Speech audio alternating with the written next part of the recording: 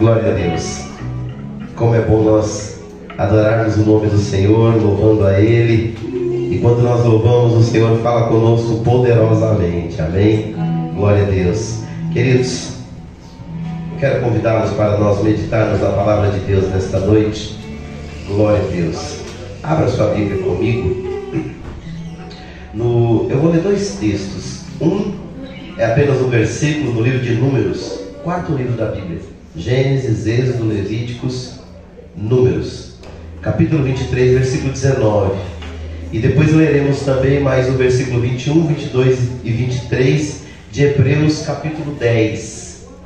São dois assuntos, são dois textos diferentes, mas falando da mesma coisa. A palavra que Deus colocou no meu coração para compartilhar com a igreja nesta noite é as promessas de Deus para nós. Você pode repetir esse tema comigo? Diga assim: as promessas. As promessas. Vamos de novo?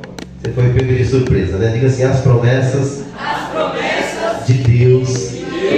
Para nós. Números capítulo 23, versículo de número 19. Como já está ali no monitor, deixa eu ler lá. Diz assim, ó: Deus não é homem para mentir, nem ser humano para mudar de ideia. Algumas versões dizem se arrepender.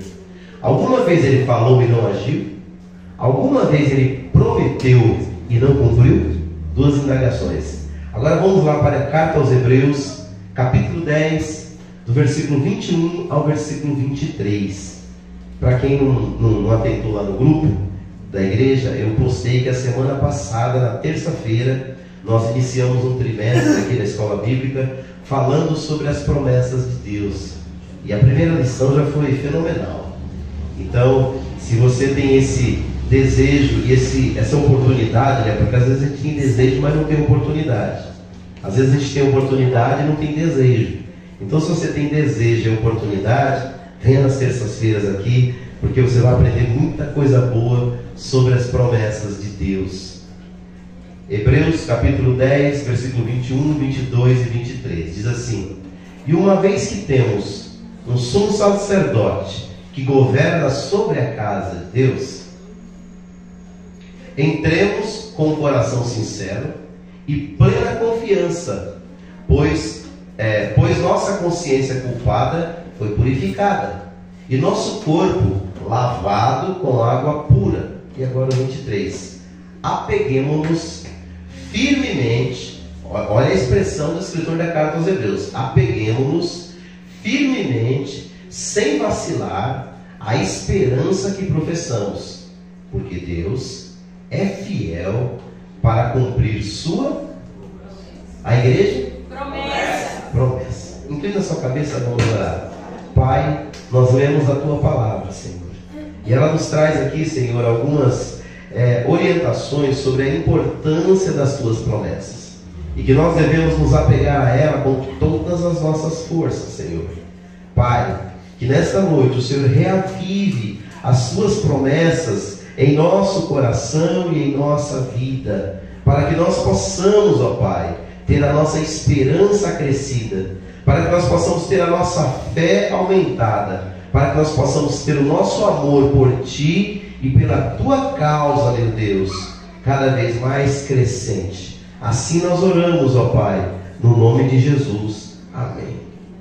Irmãos, tenha um pouco de paciência comigo, eu não vou forçar muito a voz, eu estou bem afônico, eu tomei 14 dias de amoxicilina, mas até agora não resolveu todo o problema não. Acho que eu vou ter que voltar lá no doutor, né? Eu gostaria de falar com vocês essa noite sobre as promessas de Deus para nós. Queridos, se você olhar para a Bíblia, você vai ver dois grandes temas que estão praticamente... um está em metade da Bíblia e o outro na outra metade. O primeiro tema são as promessas. O segundo tema são as exortações do que nós temos que fazer para a gente receber as promessas. E isso é recorrente nas Escrituras Sagradas todas. E pensando no que falarei para vocês nessa noite, Deus colocou esse texto na minha mente. E a primeira coisa que eu quero compartilhar com você aqui é que promessa divina é tudo aquilo que Deus garantiu que faria. Irmãos, quando nós... eu ouvi uma frase esses dias que faz todo sentido. E a frase diz assim: nós só admiramos nós só amamos e admiramos, nós só amamos e obedecemos as pessoas que nós admiramos. Vou repetir, nós só obedecemos e amamos pessoas que nós admiramos. E o que acontece? Quando nós olhamos para Deus, por que nós o amamos tanto? Por que nós o admiramos tanto? Porque Ele é fiel em tudo aquilo que Ele fala, no seu caráter, na sua interação com a humanidade, no seu amor por nós, e na proporção que a gente mais conhece a Ele, né? Seguindo o conselho de Oséias, capítulo 6, versículo 3, conheçamos e prossigamos em conhecer o Senhor, a nossa admiração por Ele só cresce.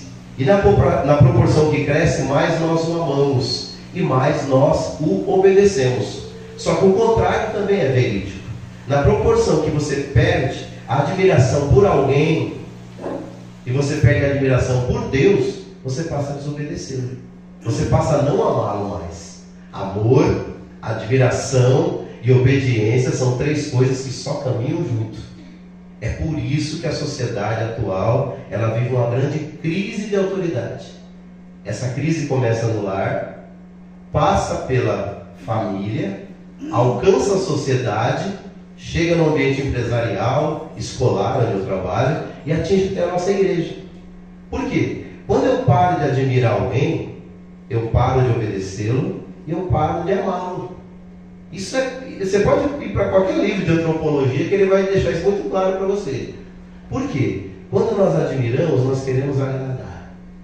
Quando nós não admiramos mais, nós perdemos o afeto por aquela pessoa, por aquela autoridade. É por isso que os alunos costumam obedecer mais a alguns professores do que outros. Aqueles que eles admiram, eles conseguem, até mesmo sendo um aluno mediano, tirar notas boas. Por quê? Ele para mais para ouvir, ele obedece mais, ele absorve mais o conteúdo. Quando ele olha para uma figura, ela pode ser o mais sábio que for, se ele não admirar, ele fecha os seus ouvidos para escutá-lo. Ele ouve, mas ele não escuta.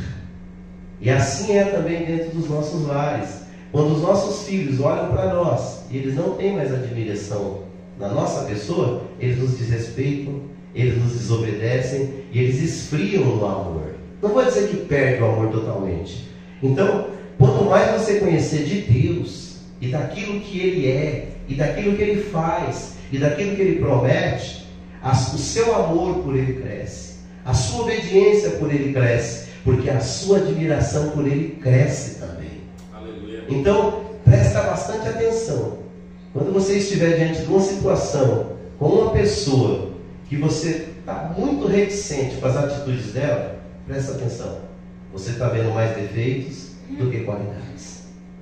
É por isso que tem algumas pessoas que infelizmente acabam se afastando de Deus. É porque não é por causa da igreja, não é por causa dos irmãos, não, é por causa da forma que ela vê Deus. Se ela perder essa admiração pelo Senhor, para ela não faz mais sentido vir à casa de Deus. Para ela não faz mais sentido prestar culto. Para ela não faz mais sentido fazer algo para Deus. Por quê? Ela perdeu a admiração pelo Senhor.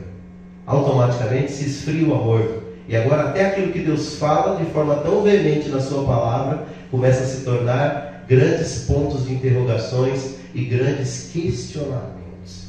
Por que eu estou dizendo isso? Porque quando eu olho para as promessas divinas e para o seu cumprimento, o meu coração, se enche de amor por Deus. Então, a primeira coisa, a promessa divina é tudo aquilo que Deus garantiu que faria e fez ou ainda vai fazer dentro do seu cronograma.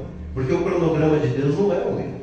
E esse é o problema nosso como ser humano. A gente quer que Deus atue dentro dos nossos cronogramas, dentro das nossas agendas. E se Ele não faz no tempo e na hora que a gente quer, de repente a gente começa a desconsiderar até aquilo que Ele verdadeiramente prometeu. Segundo lugar, as promessas de Deus, irmãos, ela cumpre seus propósitos. Esses dias eu falei sobre isso aqui, que está lá em Isaías 55:11. O profeta falou que a palavra que sai da boca de Deus, ela não volta vazia, e ela prospera naquilo para a qual Deus a enviou. Então as promessas de Deus não são aleatórias.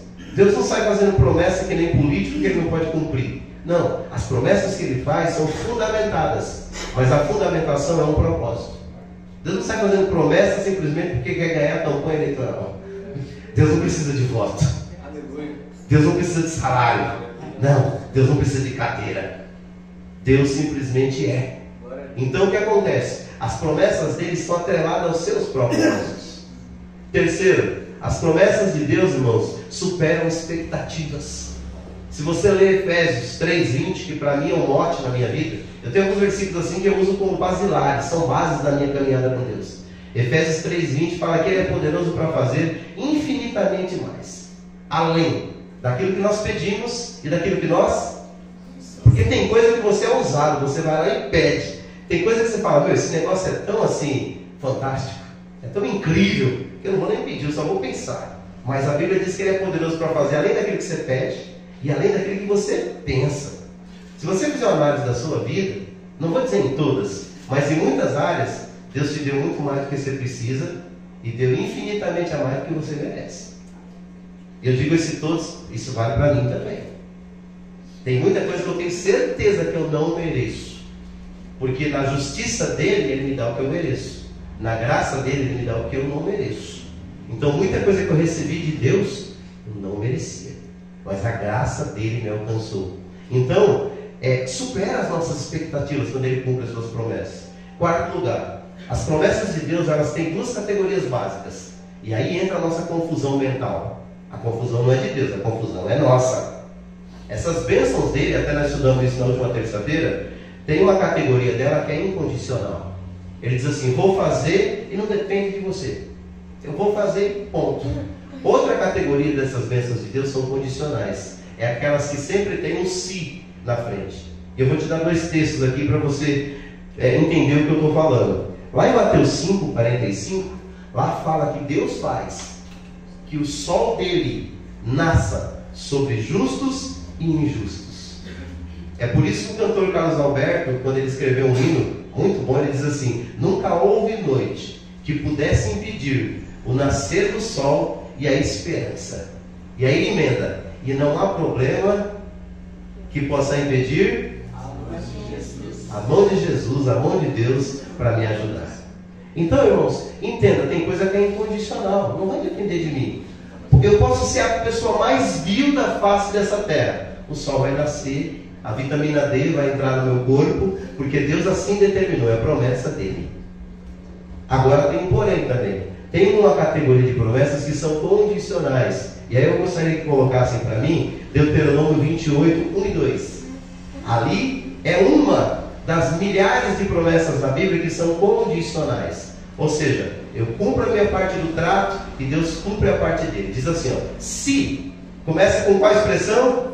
Diga se. Ó, se. Volta lá, por favor. 28, versículo 1.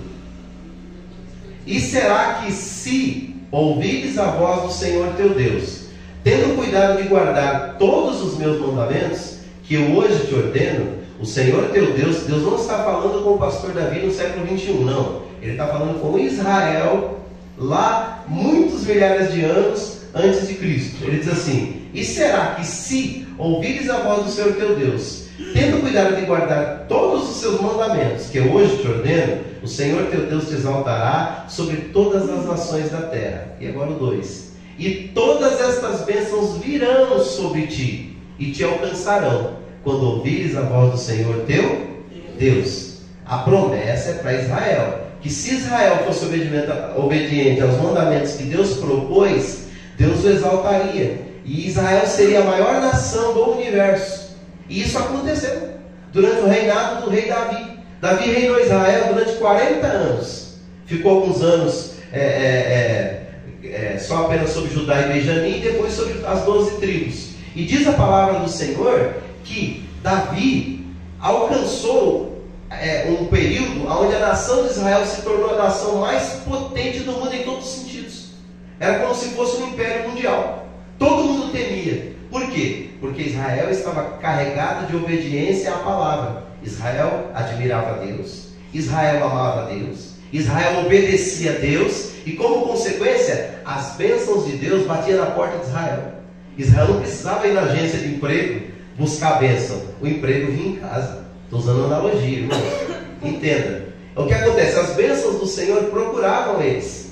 Mas quando eles, no mesmo texto, se você continuar lendo, fala da rebeldia deles, fala da desobediência deles, mas também é promessa. Não é promessa positiva, é promessa negativa. E fala da desobediência, da rebeldia, da idolatria e do afastamento de Deus. E também tem uma promessa atrelada, dizendo de todas as coisas ruins que viriam sobre Israel. Ou seja, não é que Deus determinava a bênção e a maldição, Deus determinava caminhos. E é a mesma coisa que Ele faz hoje. Então, nós não recebemos as mesmas bênçãos que Israel, mas o princípio continua atrelado. E vale para a igreja do Novo Testamento, porque é repetido várias vezes, que é o princípio da obediência. Quando eu temo a Deus, quando eu obedeço a sua palavra, quando eu ando em humildade diante do Senhor, as bênçãos do Senhor me seguem.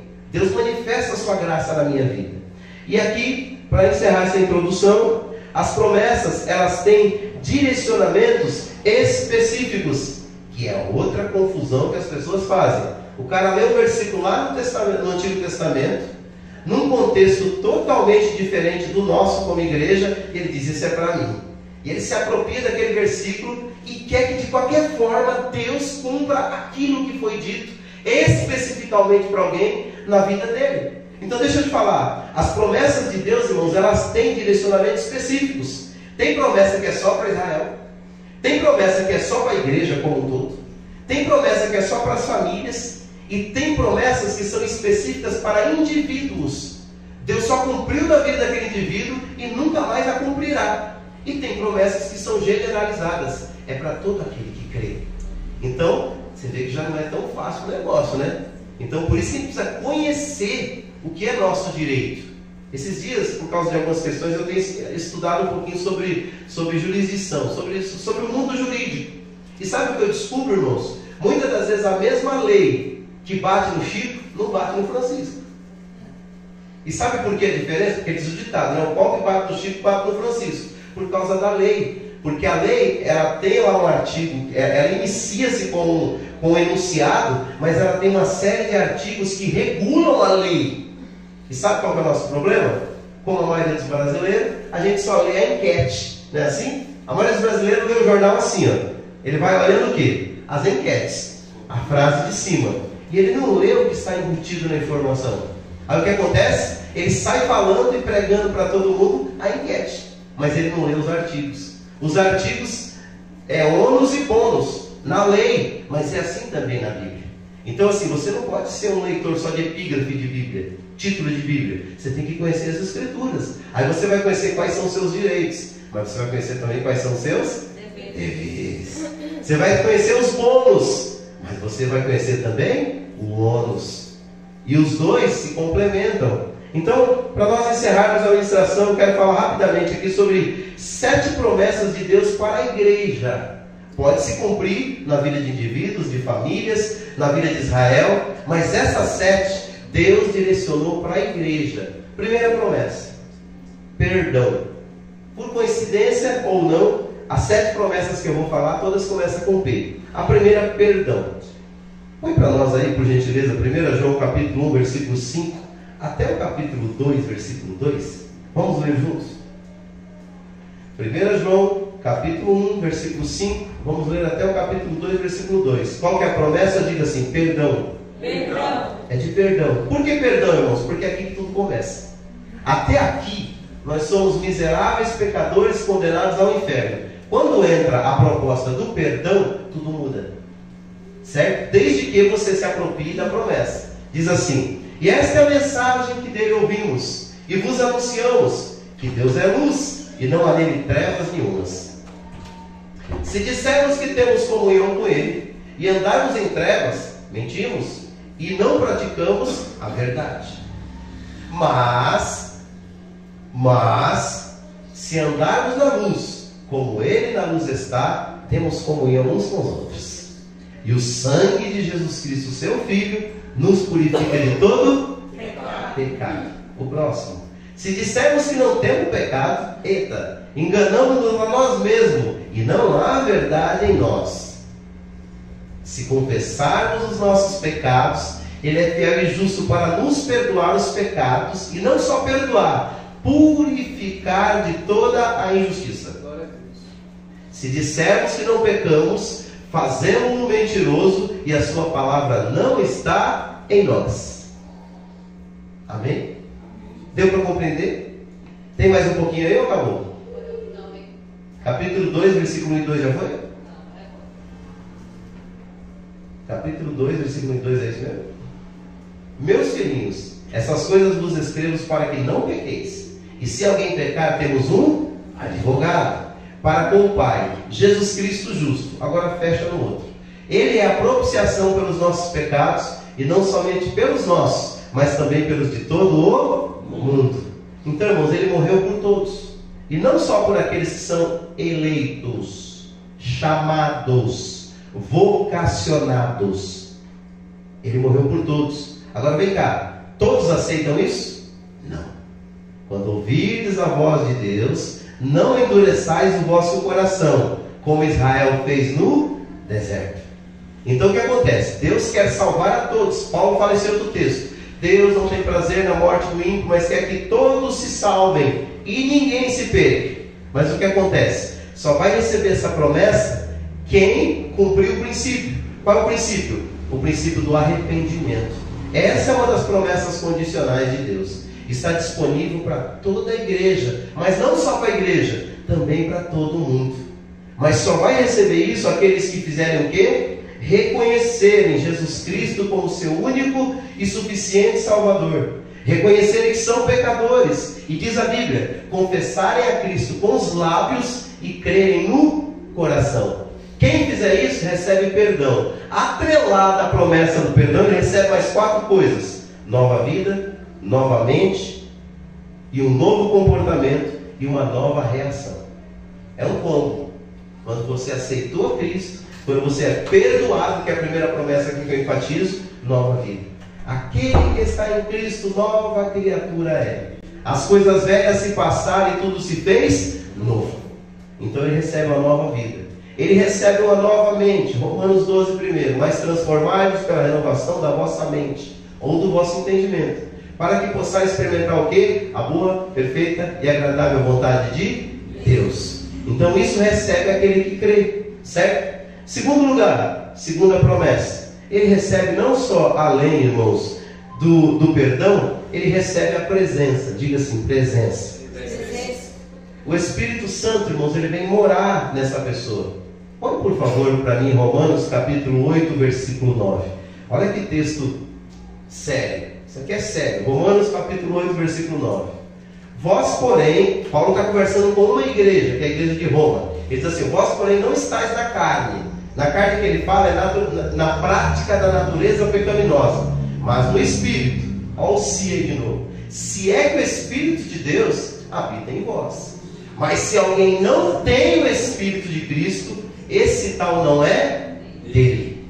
Do que ele está falando, irmãos? Ele está falando de caminhada com Deus, né? É por isso que Efésios 4,30 corrobora o pensamento, quando ele diz para a gente não entristecer o Espírito Santo, porque ele nos selou para o dia da redenção. Então, quando Deus enviar Jesus para buscar a sua igreja, a Bíblia fala que os anjos, está na Bíblia, os anjos vão juntar os escolhidos para subir. O que vai acontecer? Eles vão procurar os que têm o selo da promessa. Ele vai procurar os que têm o Espírito Santo, os que são morada e habitação de Deus. Quando ele fizer isso, ele está o quê? Recolhendo aquilo que é propriedade de Deus no sentido espiritual. Porque o salmista também falou que do Senhor é a terra, a sua plenitude e todos que habitam nela. Então todo ser humano pertence a Deus. Mas aqui o contexto é outro, é o contexto de levar para morar com Ele. Então só vai aqueles que são dele através de fazer parte da sua igreja. Só vai aqueles que são a noiva do Cordeiro. Não é aquele que fala em línguas estranhas. Não, é aquele que recebeu o selo da promessa, o Espírito Santo morando nele, certo? Então, primeira promessa, perdão. Segunda promessa, presença. Terceira promessa, irmãos, ele promete em Atos capítulo 1, versículo 8, uma virtude, que aqui a Bíblia chama também de poder. Atos capítulo 1, versículo 8.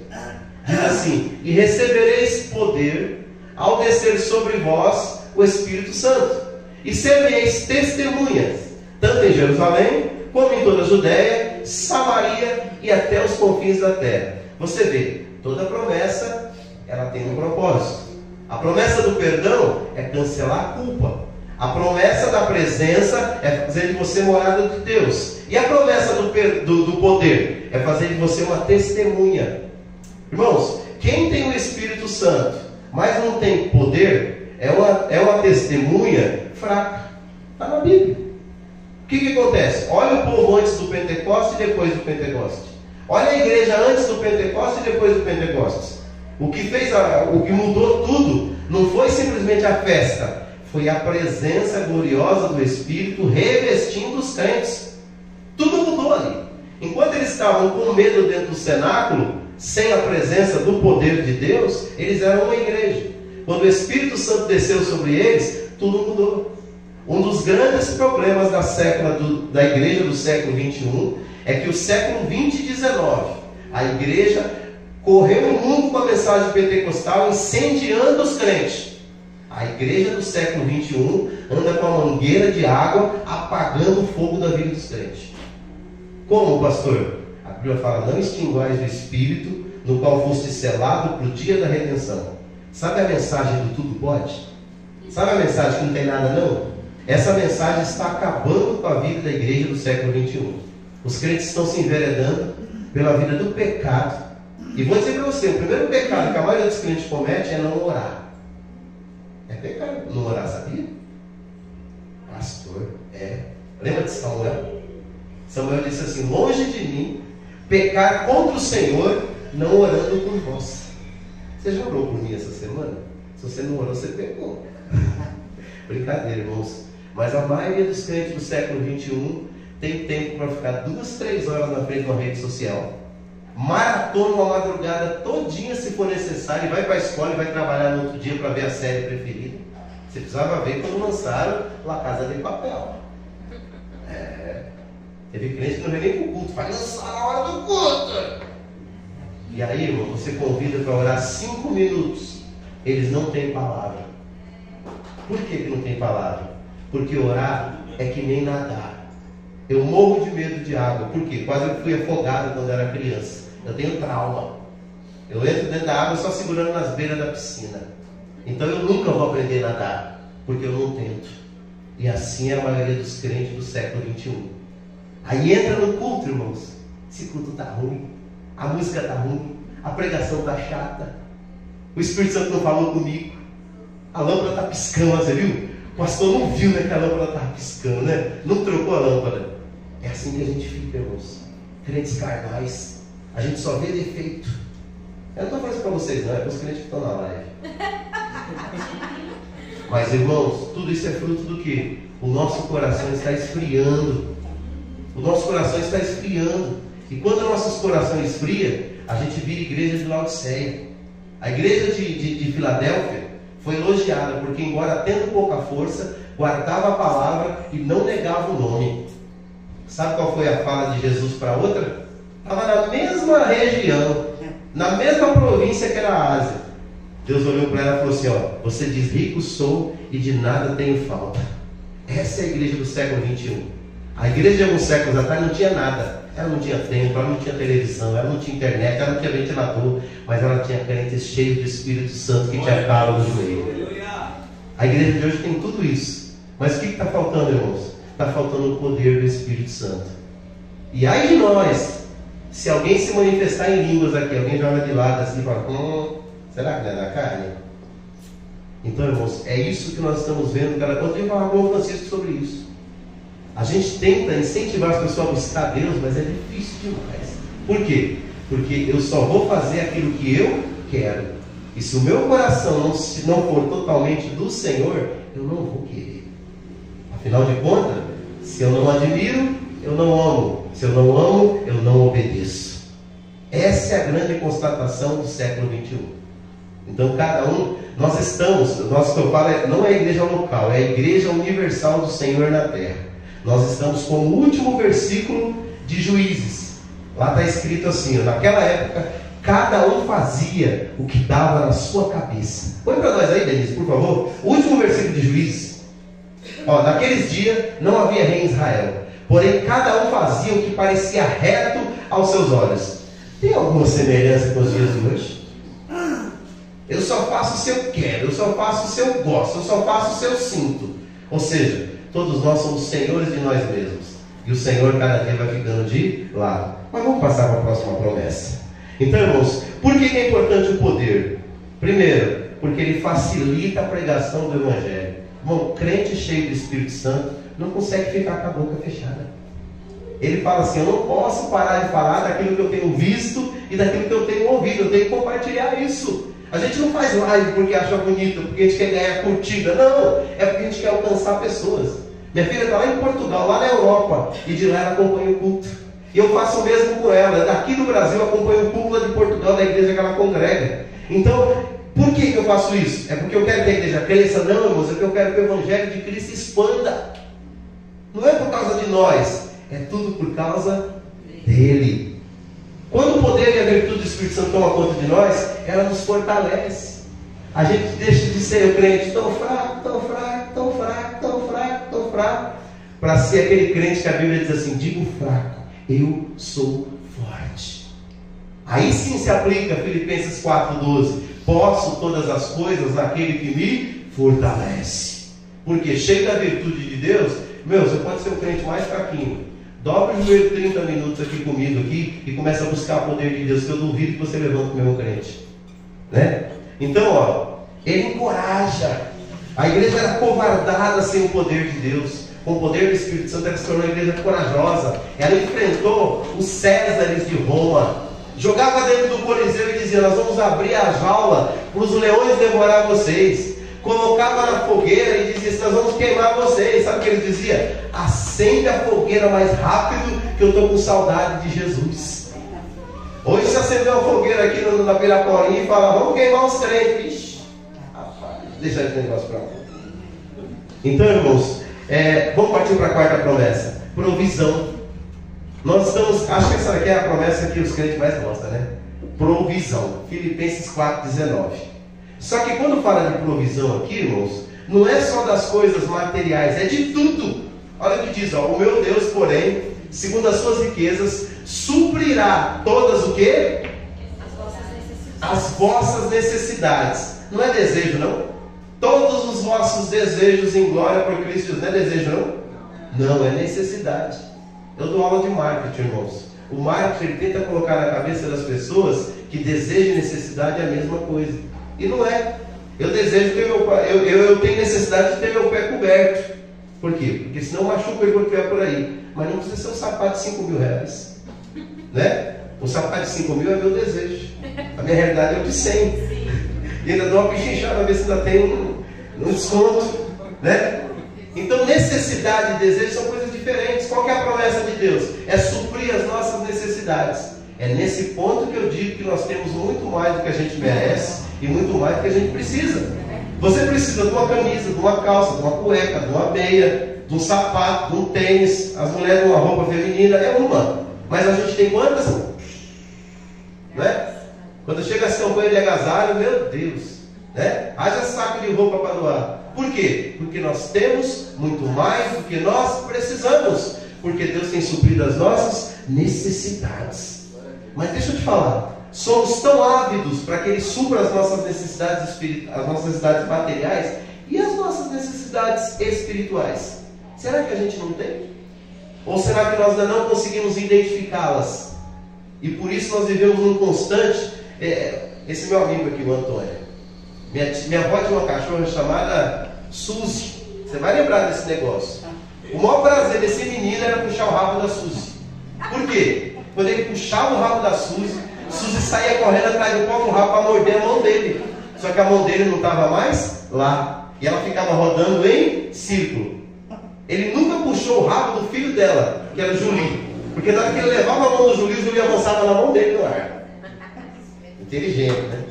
Por que eu estou falando isso, irmãos? Porque se a gente não entender o que são as nossas necessidades, a gente vai ficar a vida inteira correndo, desculpa a expressão, atrás do próprio rabo.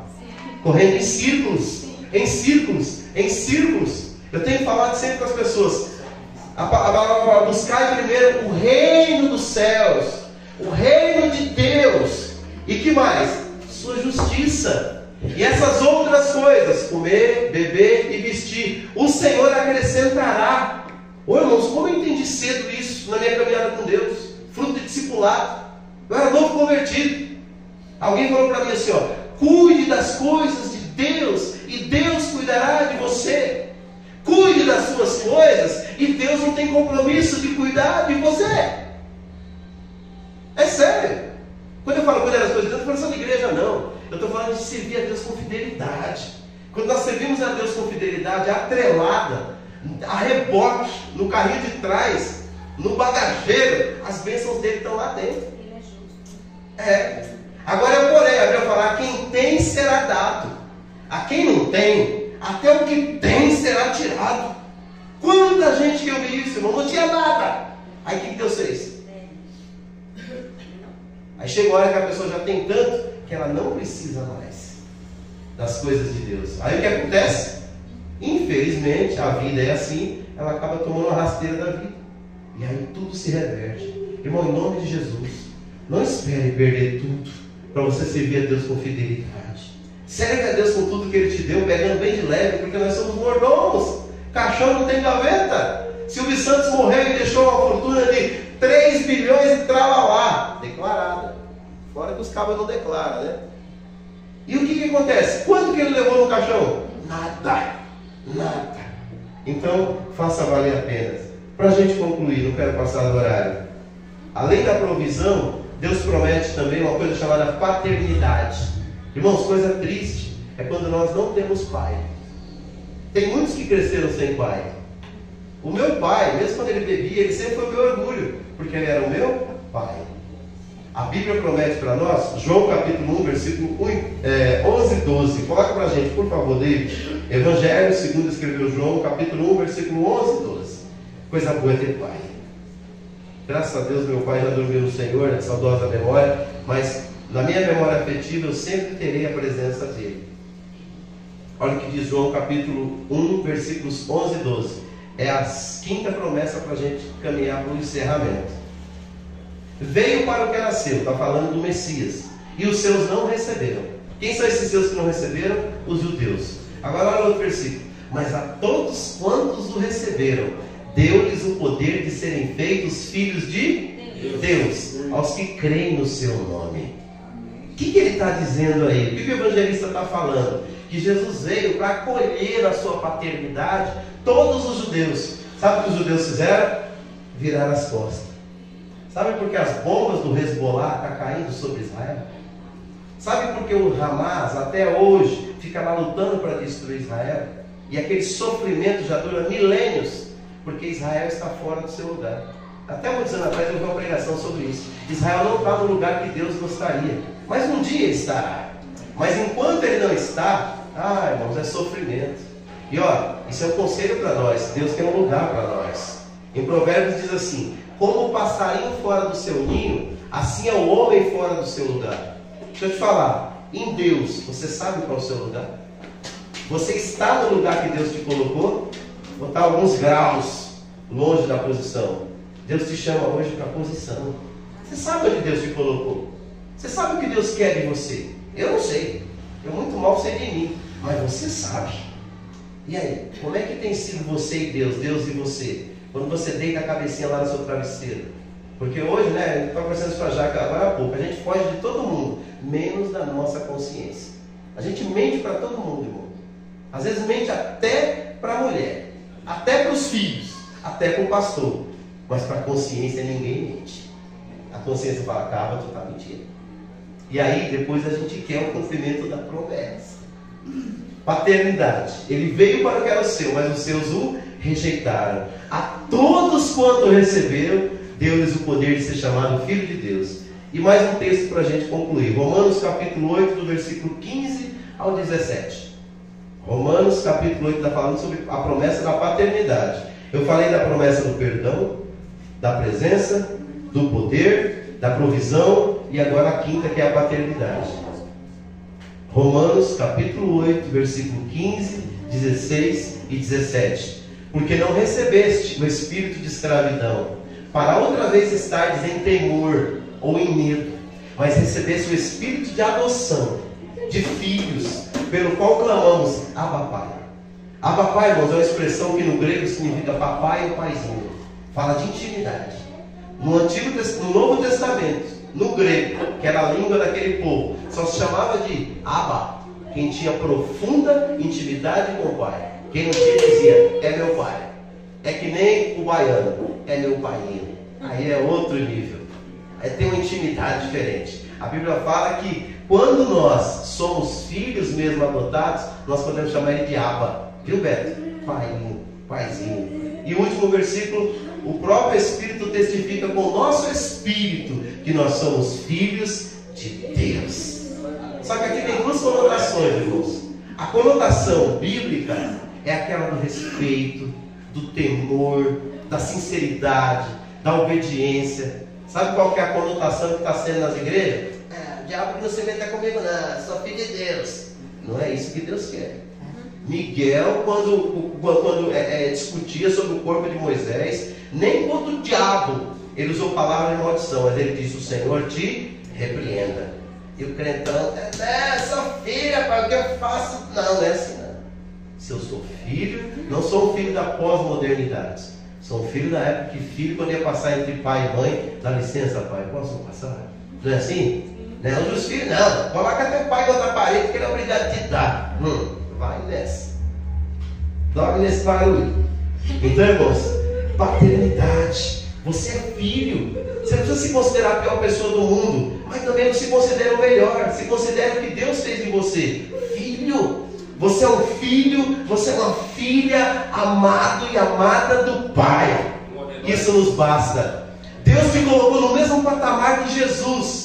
Porque quando Jesus estava saindo das águas do Rio Jordão, sendo batizado, Deus olhou do céu e falou: esse é o meu filho amado, em quem minha alma tem nele prazer. É isso que Deus olha para você e diz hoje. Não por causa dos nossos méritos, mas pelos méritos de Cristo pela nossa vida. Cristo em vós, esperança da glória. Amém? E concluindo, irmãos, esse aqui também é muito importante. Concluindo, nós precisamos ser pessoas produtivas. A última promessa que eu quero falar com vocês nessa noite é que aquele que está em Cristo, ele precisa ser produtivo. Senão tem alguma coisa errada. Essa árvore está doente. João capítulo 15, do versículo 1 ao 7. Eu prometo que esse é o último. É que a Bíblia é tão gostosa, né? João capítulo 15 diz assim: eu sou a videira verdadeira, a palavra de Jesus, e meu pai é o lavrador. Toda vara em mim que não dá fruto, eu tiro, e limpa toda aquela que dá fruto, para que dê mais fruto. Vós já estáis limpos pela palavra que vos tenho falado. Está em mim, e eu em vós. Como a vara de si mesma não pode dar frutos, se não estiver na videira, assim também vós, se não estiverdes em mim. Eu sou a videira, vós as varas. Quem está em mim, eu nele, esse dá muito fruto, porque sem mim nada podeis fazer. E o último: e se alguém não estiver em mim, será lançado fora com a vara e secará, e os colhem e lança no fogo e ardem. A maioria dos pregadores pararia no versículo 6, né? Culto de domingo falar um negócio desse. Mas, irmãos, o texto é texto e contexto. Se eu estou em Cristo, eu sou produtivo. E eu fico me perguntando, por que nós, e eu me incluo nisso, os crentes do século XXI somos tão improdutivos nas coisas de Deus? Porque quando eu falo de produção, eu falo de duas produções, uma para dentro. Gálatas capítulo 5, 21 e 22. Caráter. É Deus colocando em mim amor, alegria, paciência, bondade, benignidade, mansidão, domínio próprio. Isso é um fruto interno. Só que ele aparece para fora. Jesus falou: pelo fruto conhecereis a árvore. Agora tem um fruto que é externo. Esse fruto externo é ministério. É tudo que nós fazemos para Deus. A palavra ministério, por mais bonita que seja, ela só significa uma coisa: serviço. Você sabe o que significa a palavra ministro? Essa palavra linda que Paulo deixou na Bíblia significa escravos da parte de baixo. Os ministros da época de Paulo, sabe quem que era? Sabe aqueles escravos que estavam lá na parte mais baixa, no oco lá do navio, que ninguém via, estavam acorrentados e faziam assim, ó, com os grandes remos para que a embarcação avançasse? Isso que era ministro. E hoje o cara pega uma credencial: pô, agora eu sou ministro. Ministro não é isso, irmão. Ministro é servo da parte de baixo. Às vezes é um servo que ninguém vê. Tem uma jovem aqui, eu vou falar porque ela não está aqui, depois ela vai até ver na live. Ninguém vê o que ela faz. Mas você só tem uma igreja cheirosa todo domingo, porque a Fran vem aqui domingo, todo domingo. Ela tira algumas horas do tempo dela e vem limpar a igreja para a gente sentar. Os banheiros para a gente usar. Alguém aqui alguma vez já agradeceu a ela? Porque eu sei que muitos sabem. Aí, pastor, isso está afiado, né? Não é, irmãos. É que o Senhor precisa tratar conosco. Ou a gente arranca essa capa, ou nós vamos ficar a vida inteira pregando promessa sem viver a promessa. As promessas estão atreladas a princípios. Em nome de Jesus, vamos orar? Glória a Deus. Glória a Deus. Diga comigo assim: perdão, presença, poder, provisão, paternidade e produtividade. Diz assim: Deus, eu quero isso para a minha vida. Fecha os olhos, vamos orar. Querido Deus e Pai, eu quero te agradecer porque nesta noite, Senhor, o Senhor nos trouxe aqui para renovar as suas promessas para a nossa vida. Senhor, nós não queremos viver uma vida, Senhor, onde nós olhamos as promessas, mas não podemos desfrutá-la na nossa vida. Nos ajuda a levar mais sério, Senhor, o Teu Evangelho, a Tua Palavra, Senhor, porque o Senhor tem promessas lindas a cumprir na minha vida, na minha casa, na minha família e na vida desta igreja, Senhor. Nos ajuda, Pai, a nos posicionarmos como igreja, Senhor, para que nós possamos, Senhor, experimentar a Sua vontade. E a Sua vontade, ela é boa, ela é perfeita e ela é agradável, Senhor. Se qualquer um de nós, inclusive eu, Senhor, estiver fora da Sua vontade, me traz para o centro da Tua vontade, Senhor, para que eu possa não apenas pregar as Tuas promessas, mas também usufruir delas, ó Pai, e compartilhá-la com outras pessoas, ó Deus. É isso que eu te peço, no nome precioso de Jesus. Senhor, se tem alguém neste momento na frente desta gravação, ou na frente desta live, Senhor, que ainda não te conhece como único e suficiente Salvador, que nesse momento ela se reconheça como pecadora, Senhor, que ela possa, meu Deus, se arrepender dos seus pecados, ó Deus, e que ela possa neste momento ter um encontro pessoal com o Senhor, para que a promessa maior do perdão e da salvação, ó Pai, se cumpra na vida dela, que ela creia no coração que o Senhor é Senhor e Salvador da vida dela, Pai, e que o Senhor um dia voltará para buscá-la. Assim eu oro, Senhor, pedindo que o Senhor dê a toda a sua igreja uma semana abençoada de paz, debaixo do Teu poder e da Tua graça, Senhor. Assim eu oro, em nome de Jesus. Amém. Irmãos, eu cantei muitas vezes um hino que diz assim, ó: firme, firme, firme nas promessas de Jesus, ó Cristo. Firme, firme, sim, firme nas promessas de Jesus. Você pode dizer amém? Amém. Você crê nas promessas de Deus? Amém. Você crê que é da sua vida? Amém. Então aplauda bem forte o nome do Senhor. Glória a Deus. Queridos, que Deus nos abençoe, que eles tenham uma semana de muita paz, de muita graça e de muita presença. Amém? Faça assim com suas mãos. Que o grande amor de Deus, nosso Pai, que a maravilhosa graça de Jesus Cristo, seu Filho, e que a doce consolação do querido Espírito Santo seja com cada um de vós, desde agora e para todos sempre. Todos digam amém. Vamos aplaudir Jesus.